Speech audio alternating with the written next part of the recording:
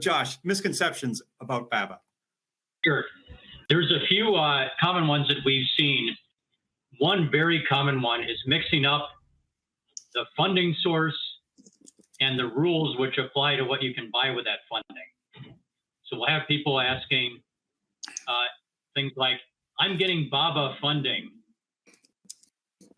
Well, no, you're not really, or things like that. So it's important to understand there are funding sources.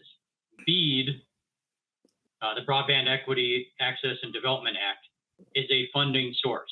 It is a means by which the federal government is dispersing money to states and then to network operators to build networks.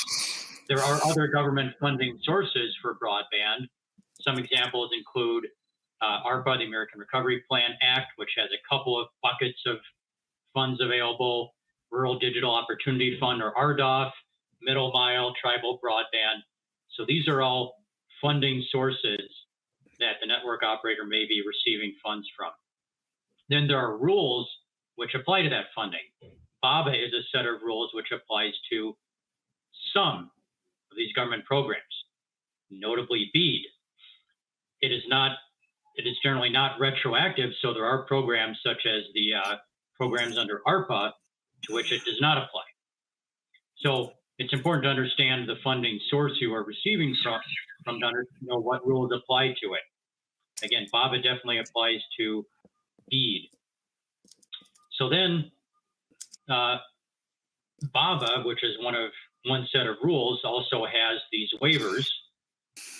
There's a waiver that applies to BEAD. So there's a slightly different set of rules that apply to BEAD funding that are different from what's in the BABA Act. Lori gave some examples there. There are other waivers to government rules. There's the potential in the future as other government funding programs come along that they'll have their own waivers. So the bottom line is you have to understand your funding source to know what rules apply. What we see a lot of is certain people within an organization know where their money's coming from, but the people they task to go out and purchase products aren't necessarily connected with that. So they'll ask questions like, I'm getting BABA funding. Well, no, you're not. Things like that. There are other government rules and restrictions. And as Brianna pointed out, there's restrictions that apply to direct government procurement. So something's being purchased for government use. So we get questions like, do you comply with the rules for the funding that I'm getting? And we ask, where are you getting your funding from? And of course, the person purchasing it sometimes doesn't know. And maybe it turns out it's a Department of Defense project, and the Department of Defense has its own rules. So again, make sure whoever's purchasing the product is connected with the rules applying to that. We see a few more specific misconceptions. There is a de minimis bucket, meaning there's a certain amount of spend per project, 5% or $1 million, whichever is less, that you can put into this bucket and say, this BABA rules don't have to apply to this. That's intended to be for very minor things like ties and shrink wraps and minor consumables.